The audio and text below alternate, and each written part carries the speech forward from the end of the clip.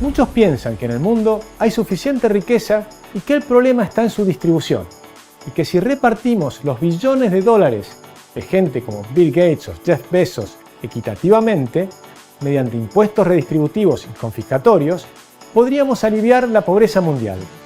Después de todo, si tenemos una pizza y un rico se come la mitad y 99 pobres la otra mitad, los pobres podrían comer casi el doble si repartimos la pizza en partes iguales. Suena obvio, ¿verdad? Pues no, la economía no funciona así. Supongamos que les incautamos al 1% más rico el total de su fortuna, 1,5 billones de dólares, y los repartimos entre los 3.500 millones más pobres del mundo. Esto equivaldría a 429 dólares por persona. Durante un año, los más pobres que viven con 1,5 dólares por día podrían consumir casi el doble, 2,67 dólares diarios. Pero al año siguiente volverían a su estado anterior, ya que no habría más fortunas para confiscar y no se podrían cobrarles enormes impuestos. Pero además, las empresas invertirían menos y producirían menos innovaciones, generando desempleo y la consecuente caída de los salarios. Así empobrecerían a todos los demás. Esto es precisamente la principal causa por la que los países socialistas, luego de cierto tiempo, solo pueden repartir hambre, pobreza, miseria, muerte y corrupción. Redistribuir significa volver a distribuir por la fuerza lo que pacíficamente ya habían distribuido los consumidores comprando libremente en el mercado. Está claro que no podemos mejorar la situación de los pobres tomando la riqueza o los ingresos de los ricos. Esto lo comprendieron incluso los países nórdicos, como Suecia, que redujo el impuesto a las ganancias de las empresas al 22%, o Irlanda, que lo redujo al 12,5%, y produjo un salto espectacular que multiplicó por 4 la riqueza de sus habitantes en 4 décadas. Y la pobreza extrema cayó al 0,1%.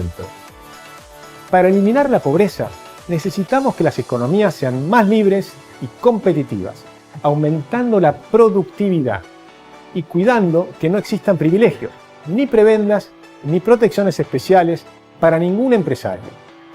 A esto hay que sumarle el mecanismo que acelera la movilidad social, erradicar por completo la desnutrición infantil y que exista la posibilidad de que todos puedan acceder a una educación de excelencia, lo cual hoy puede ser una realidad gracias a los avances de la tecnología. El 1% se queda con el 82% de toda la riqueza producida a nivel mundial. El 0,1% de los americanos posee más que el 90%. Detrás de cada gran fortuna hay un delito. Seguramente escuchaste frases como estas muchas veces.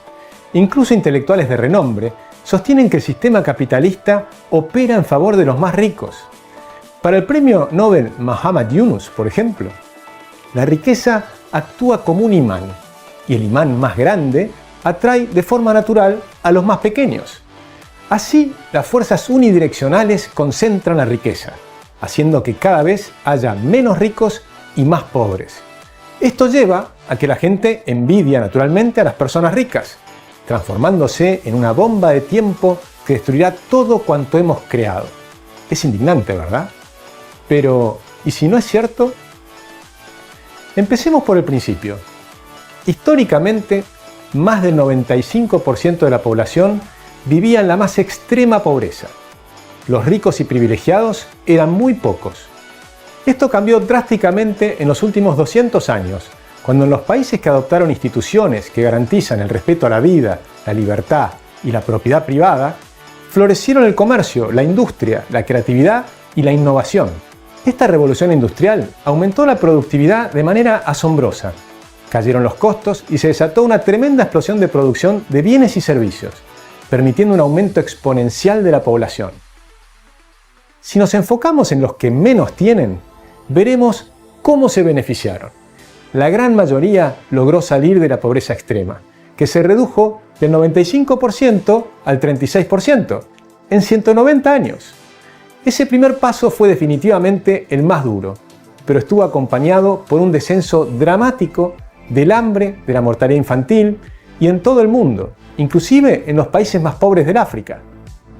Los países anglosajones, Holanda y Suiza, fueron los primeros en escapar de la pobreza, pero poco a poco se le sumaron el resto de Europa, Argentina, Japón y los tigres asiáticos, entre otros. Naturalmente, al principio aumentó la desigualdad, porque algunos habían salido de la pobreza y otros no. Pero la brecha empezó a cerrarse rápidamente una vez que el resto empezó a insertarse en el capitalismo. En este gráfico, hecho por Hans Rosling, profesor sueco de salud global, se observa la cantidad de población según sus ingresos. En 1800, la inmensa mayoría de la población mundial vivía con menos de 1,9 dólares por persona, ajustados por inflación.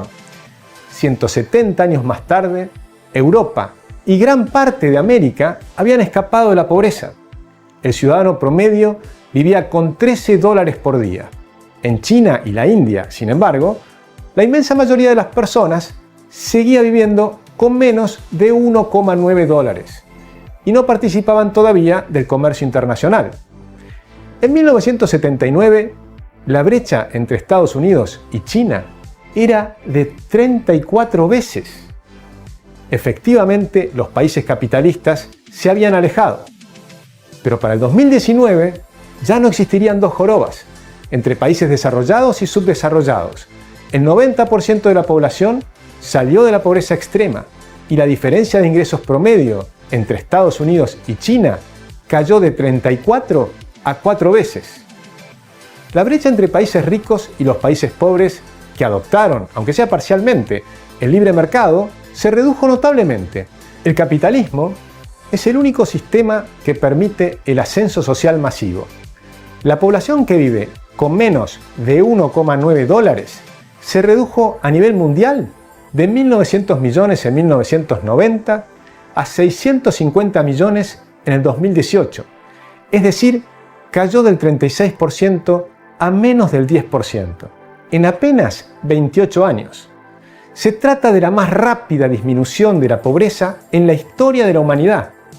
Puede ser que al principio genere una mayor distancia entre países ricos y países pobres, pero en la medida que la calidad institucional de estos últimos va mejorando, el mismo sistema los empareja. Quienes atacan el sistema que destruye la pobreza lo hacen porque se enfocan en la evaluación de la riqueza del 1% más rico, sin ver la inmensa mejoría de la mayoría restante. Una vez más, los datos matan al relato.